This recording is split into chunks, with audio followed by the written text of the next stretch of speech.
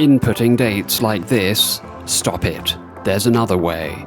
Go to samradapps.com/datepicker. Scroll down and click Download Now. Save as.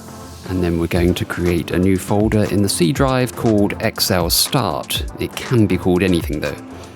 Let's save the zip file in that folder. Then you can open the zip to copy and paste the add-in file to outside.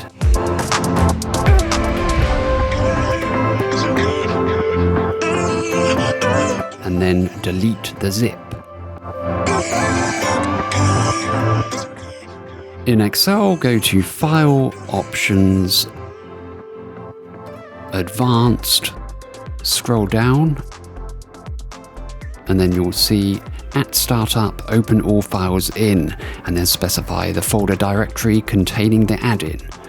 Click OK, so that add-in will now run whenever Excel starts. But for it to load, you'll have to close the current instance of Excel and reopen it. Now the date picker appears in the ribbon. You can click on the button to see the calendar and then choose a date. Use the arrows in the top right to switch months.